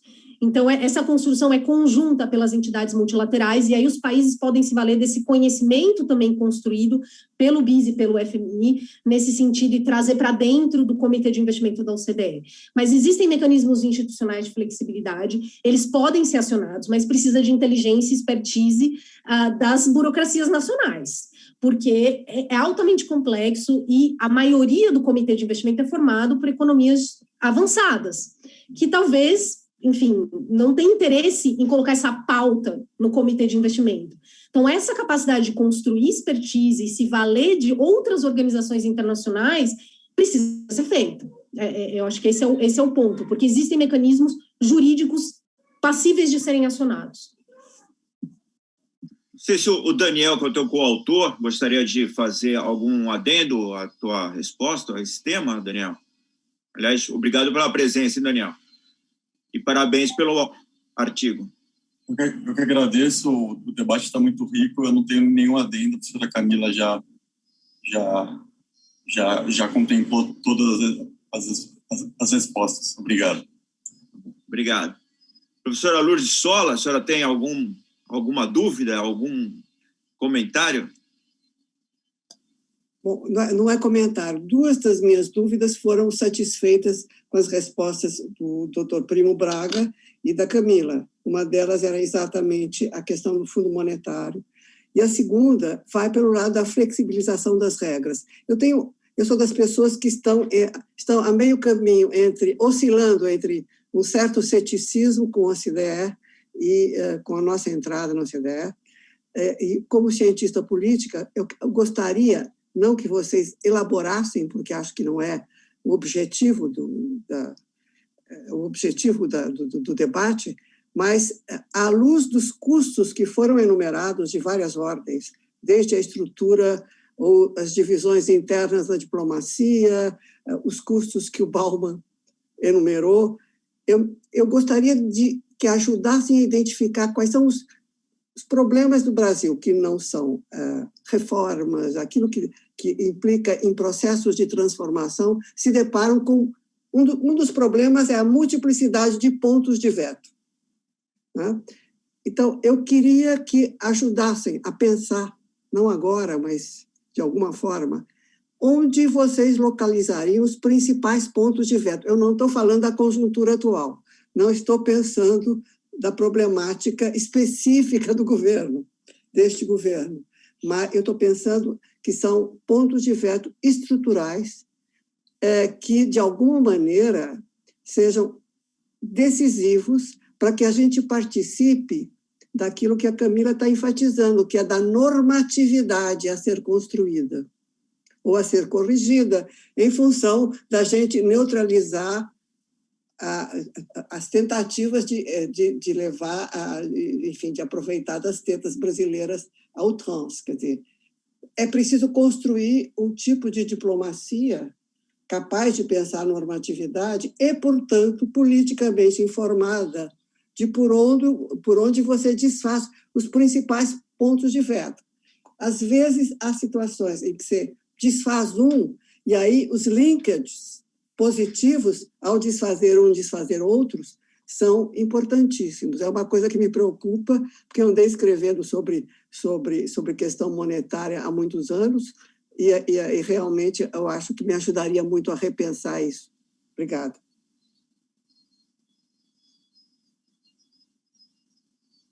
professor Primo Braga quer comentar sobre os pontos de veto? Bem, eu não sei se eu vou conseguir responder a questão da Lourdes, que é extremamente complexa, né?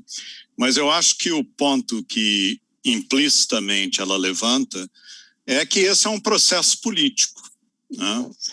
E esse processo político, basta ver, por exemplo, as posições da União Europeia e dos Estados Unidos com relação aos 6 países que, no momento, estão na fila de entrada para membresia, né? Eu nem conhecia essa palavra, mas o Renato está sempre me ensinando coisas novas. Então, por exemplo, a União Europeia, há brigas internas. A Croácia enfrenta a oposição da Eslovênia por causa de questões territoriais.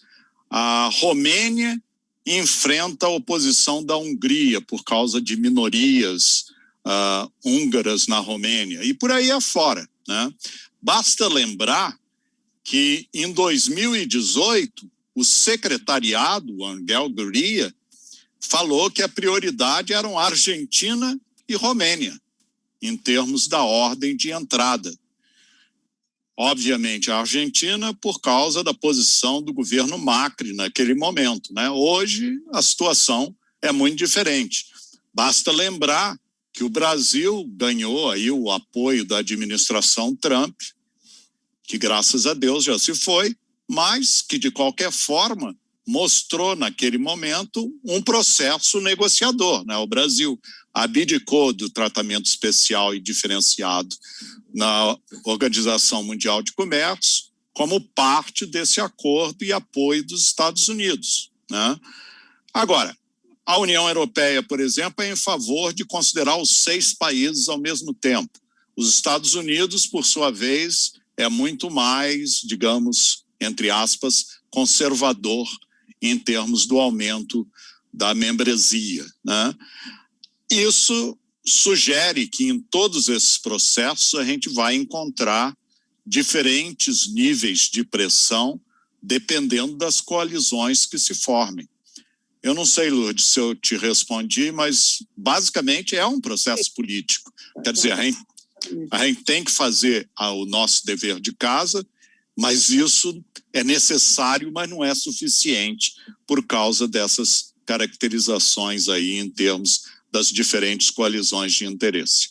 Eu só completar essa pergunta, Alberto, se me permite. A pergunta da Lourdes, se na percepção da pergunta tem ponto de veto, se a ideia é que tenha ponto de veto interno também, porque no Brasil. Porque eu tenho a impressão que uma vez que o executivo queira, e eu acho que não tem ponto de veto efetivamente capaz disso. E quando o Primo Braga diz que no governo Bolsonaro não deve sair, a minha pergunta é se é por uma questão política do governo ou razões externas, exógenas ao governo brasileiro. Eu tenho a impressão que é isso. Ou seja, eu quero saber quem são os caretas e quem são os bons na sua fala. Essa é fácil. Essa é fácil, né? Quer dizer, o Brasil hoje simplesmente não há ambiente político na OCDE, de parte de países como a França, por exemplo, e de outros, para dar prioridade. Não estou dizendo que sejam contra especificamente, mas não é uma prioridade, tá? E quem disser o contrário vai ter que me convencer. E eu estou disposto a fazer apostas significativas em termos do timetable desse processo. Carlos, eu só uma informação, né? Nós tivemos uma efeméride recente, foi a mudança do secretário-geral. Então, nós estamos aqui vivendo ainda o legado de Ángel Gurria, mas temos um novo secretário-geral que, naturalmente, terá suas próprias convicções e o seu mandato que lhe foi atribuído pelos membros do Conselho.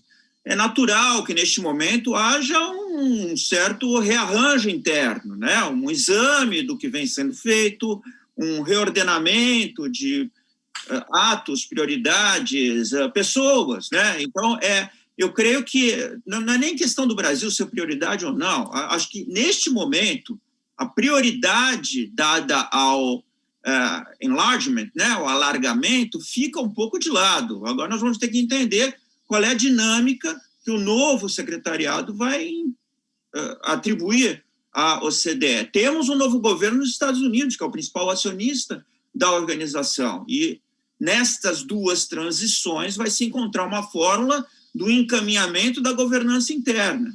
Acho que não é esta questão, ficou um pouquinho deslocada, eu diria. Os pontos de veto internos vão remanescer, o que a Lourdes indicou é uma realidade, né? E talvez não só aplicado ao CDE, né? A todo o processo de internacionalização do Brasil, né? Isso não vem do CDE, vem de ALCA, de Mercosul, de, enfim, you name it.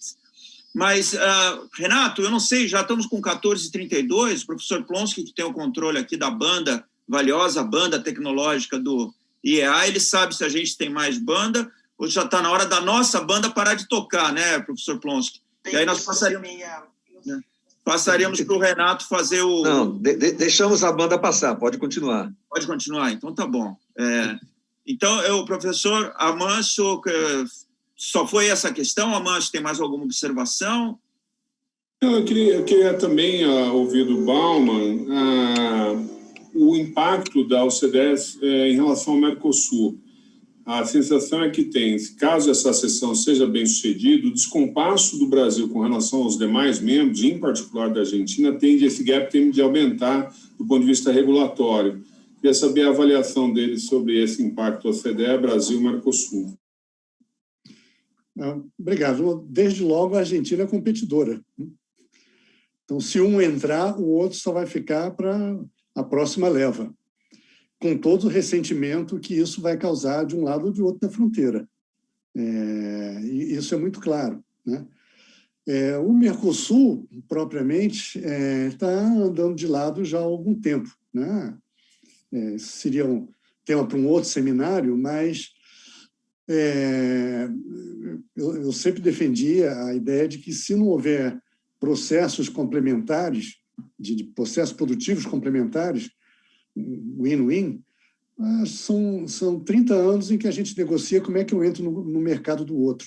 Não vamos a lugar nenhum, né? O processo está de perna, está de cabeça para baixo, né? Isso não vai nos levar a lugar nenhum. Mas, a julgar pelo noticiário, sobretudo das últimas 24 horas, não há muito o que se esperar de grandes progressos no âmbito aqui do Cone Sul a curto prazo, né? Eu voltaria ao tema da Lourdes e a resposta do primo Braga. O fato de ser um processo político é quase sinônimo de se dizer que é imprevisível. E se é imprevisível, o tipo de demanda, o tipo de pressão que vai vir, é muito difícil você se preparar com relação àqueles pontos aonde o calo vai doer. Você tem que se preparar lato sensu. Esse processo é longo, é doloroso, e a pressão vai vir. Eu dou um exemplo. Há um processo na construção do porto de Suape. Foi contratada uma empresa holandesa para fazer a dragagem do porto, né? Não a construção do porto, a dragagem. E essa empresa fez, aparentemente, tecnicamente, fez bem, só que, ao fazê-lo, ela afetou os peixinhos, e os peixinhos foram embora, e toda a colônia de pescadores ficou prejudicada porque se tirou o pão da boca das pessoas, né? O peixe. O peixe, não o pão. O peixe da boca das pessoas, isso. E dois, a administração do Porto de Suape aparentemente não pagou a essa empresa. É um processo que vem há mais de 10 anos. Por quê? Porque essa empresa foi financiada por algum fundo holandês. E o fundo holandês tenta processar o governo brasileiro, que, por sua vez, não tem nada a ver, porque é uma coisa estadual. Bom, esse lero-leros vem há anos, né, rolando, e há uns 2 anos atrás, a informação que circulou na esplanada foi que o embaixador holandês chamou alguém alto ranking do Itamaraty e disse: olha, se não resolver esse problema, nós não vamos aprovar a sessão no OCDE. Como é que você consegue prever isso? Impossível. Impossível. É aí que a coisa pega. É o interesse pontual dos agentes econômicos em cada um dos 38 países em relação a uma estrutura federativa e um país com grandes dimensões e grandes oportunidades. É, por definição, impossível prever aonde é que a coisa vai pegar. Você tem que estar preparado para um processo negociador doloroso, complicado, complexo, e ter aquilo que a gente nunca teve, que é uma clareza de o que se pretende com a inserção internacional. Nunca tivemos. Se você sabe para onde vai, você até aceita fazer algumas concessões em função de um objetivo maior. Se você não sabe para onde vai, cada problema vai ser um problema. Você vai acumulando tópicos sensíveis e é muito difícil progredir assim, né? Não sei se eu acrescentei algo para as preocupações da Lourdes. Você fala, o que você fala é verdade, eu posso testemunhar. Quando eu estava na Esplanada, eu participei de um processo de auscultar alguns colegas de países europeus e eles tinham laundry lists, né? Você quer entrar na OCDE? Então, olha só, você está devendo tal organização, tem um problema com a empresa do meu país, vão tentar, claro, né? Bobo quem não faça isso. Aí vai depender da negociação bilateral com a consideração OCDE e outras, né? Mas faz parte do jogo. Mas vai acontecer, já está acontecendo. Felipe, você tem alguma pergunta?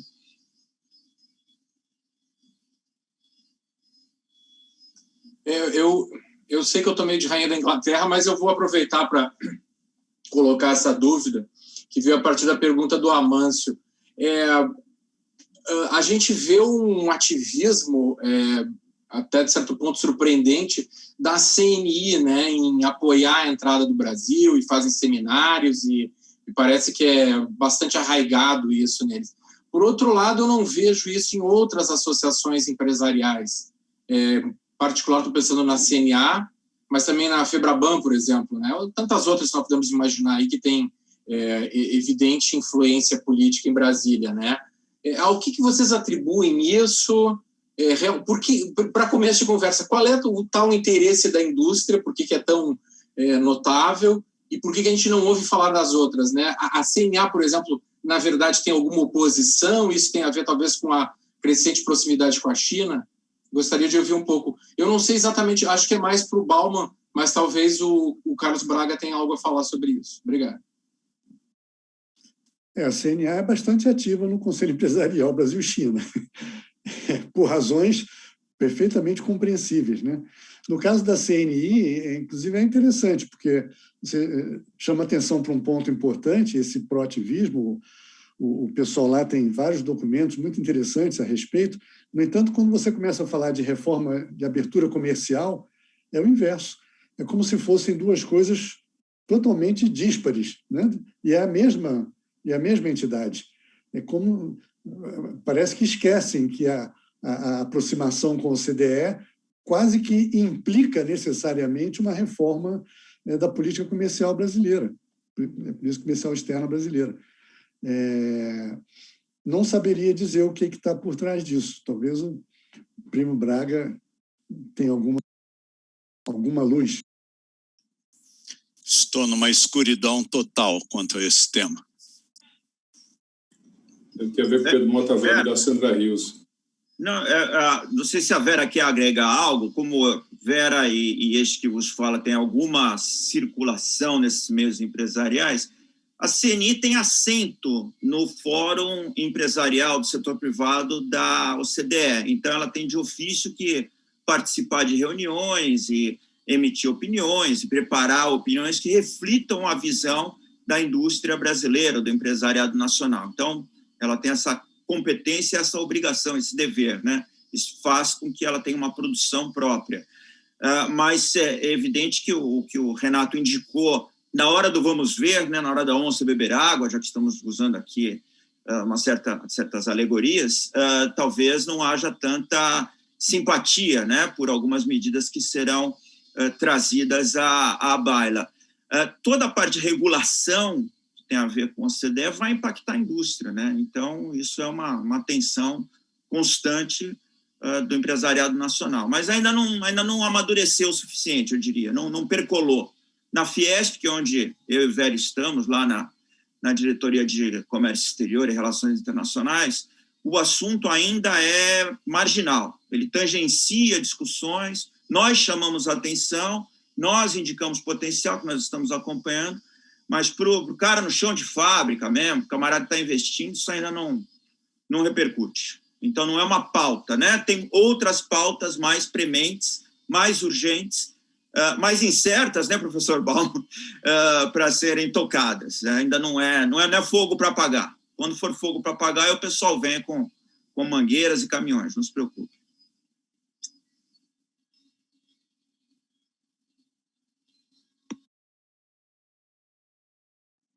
Posso fazer só um comentário pontual sobre a indústria financeira? Eu acho que também esse silêncio talvez seja proposital, porque não só a gente vai ter o Código de Liberalização do Movimento de Capitais, mas a adesão ao OCDE também implica adesão ao Código de Liberalização de Operações Correntes Intangíveis, que é um código que se refere à liberalização de serviços financeiros.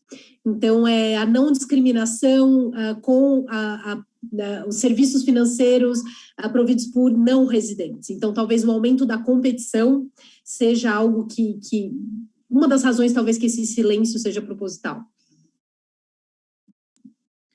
No caso da estrutura financeira, enquanto não se consolida os novos players no mercado, o mercado brasileiro é tão oligopolizado que não preocupa as contas correntes, o grosso das transações, né? O nível mais baixo, né? Em status de operações mais específicas é uma outra história.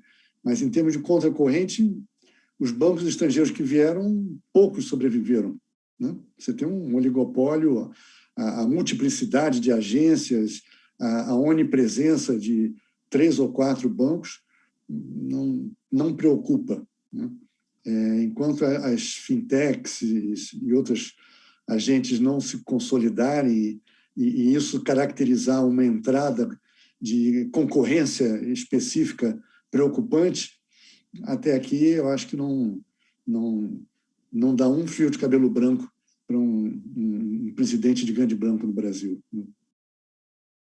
Só para complementar esse aspecto aí do setor financeiro, naturalmente existem diferentes segmentos do setor financeiro onde a concentração é maior, por exemplo, crédito imobiliário, crédito rural, do que crédito para pessoa física ou pessoa jurídica. Mas uma coisa que é característica da estrutura brasileira, o Brasil é o 3º país com maior número de agências por população. Itália e Espanha apenas estão à frente da gente. E o Brasil é o país onde a gente gasta mais tempo em agências bancárias no mundo. Não sei se é uma questão de cultura, se é o cafezinho, se são as filas, mas certamente aí os 5 maiores agentes financeiros têm uma posição oligopolista muito forte, como o Renato mencionou. Muito bem. Pessoal, eu acho que já avançamos 15 minutos no horário. A ideia era fazer um evento sucinto, um evento focado, e eu acho que foi atingido, né? Exploramos 2 brilhantes artigos deste dossiê especial da Tempo do Mundo, dirigida brilhantemente pelo Pedro Silva Barros, publicação da IPEA. Cobrimos um amplo leque de tópicos relacionados à OCDE.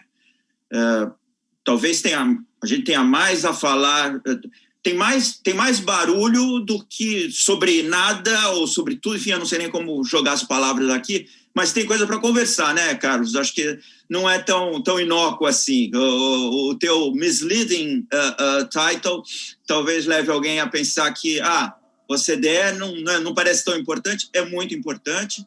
É importante pelo que ela representa em termos de objetivo institucional, mas, mais que tudo, é importante pelo que ela representa em termos de conteúdo e de revisão de práticas e procedimentos internos. Renato, eu não sei se você quer fazer só uma amarração agora e a gente concluir, e já com o convite para a semana que vem. Eu só concluiria, já que estamos shakespearianos, que tudo é bom quando acaba bem, né? All is well that ends well. Se der jogo, aproximação com o CDE, valeu o esforço. Muito obrigado a todos. Maravilha. Pedro, não sei se você quer fazer também o convite para o próximo encontro, já que continuaremos com o dossiê da... Sim, claro. Eu acho que o debate de hoje é muito bom, né? Apareceu aí tangencialmente um tema que eu considero fundamental, que dialoga muito com o primeiro número do ano passado da revista, que era sobre o BRICS, né? Que o Brasil caminha para essa situação que pode ser sui generis, mas nos dá uma posição como um jogador talvez privilegiado, né, de estar presente nesses dois espaços de concertação importantes, né? De um lado o BRICS e do outro a OCDE. Ainda mais nesse quadro que como foi colocado, talvez expresse também uma dicotomia interna entre os setores agrícolas, lá, ligado ao agronegócio, e outros setores mais próximos à indústria, como foi colocado, e serviços, enfim. Mas debates como esses devem ser feitos à exaustão, né? Já que esses temas vão ser decisivos para o posicionamento do Brasil aí nas próximas décadas. Então, felicito todas as contribuições na tarde de hoje e todos os convidados, imagino que boa parte de nós estaremos, né, na próxima semana, nesse mesmo dia, quinta-feira, no mesmo horário, a partir das 13 horas, com a apresentação do Otaviano Canuto e mais 2 artigos da revista. Muito obrigado e até a semana que vem. Obrigado, Pedro. Professor Plonsky, quer fazer o encerramento formal? Faço sim, com prazer. Eu queria iniciar o encerramento formal te agradecendo, Alberto. Você teve a ideia de fazer a aproximação das 3 siglas e não só teve a ideia, como conduz, como sempre, mais do que magistralmente, doutoralmente, né, o debate. Agradeço a parceria do IPEA, em particular da Tempo no Mundo, que então também nos colocou o desafio, como o Pedro trouxe, de estarmos, vamos dizer assim, do outro lado do balcão, né? Portanto, participando desse esforço, e cumprimento o IPEA pela renovação que fez na revista, por teu intermédio, Pedro, e também cimenta a nossa parceria. Agradeço enormemente ao Renato, que então foi o autor, quando Alberto e eu tivemos naquelas angústias, né, de organizar o número que nos cabe, né? Então a gente vai entrar em contato contigo para você nos fazer aí a mentoria adequada. Mas obrigado pelas tuas considerações, dizer do prazer de reencontrar o professor Carlos Primo Braga, Camila também, muito obrigado, Daniel, parabéns, caro professor Alberto, Vera, agradecer a equipe do IEA, e se me permitem só um comentário, sem entrar de novo nas questões literárias, né? Aliás, devo dizer que o professor Carlos Primo Braga foi muito cauteloso. Quando ele colocou Much Ado About Nothing, ele colocou um ponto de interrogação atrás, né? Então, ele fez aquilo que tem que fazer, né? Tem um título relevante, importante e, ao mesmo tempo, sexy, mas, ao mesmo tempo, correto, né? Ele não afirmou que não é nada, pelo contrário, ele trouxe isso como uma questão. Mas, colocando isso, então, também como uma questão, às vezes me parece que há uma grande discussão nessas tribos, né, que ele comentou, que alguém comentou aí, não é? E alguma dessas tribos, se, no fundo, queremos, né, ser o quê? O que preferimos, né? Ser rabo de jacaré ou cabeça de lagartixa, né? para usar uma alegoria bem simples. No fundo, acho que tem um pouco disso, né? Tem um pouco disso. E, bom, enfim, esse é um outro assunto, mas muito obrigado mais uma vez, boa tarde, e semana que vem tem mais.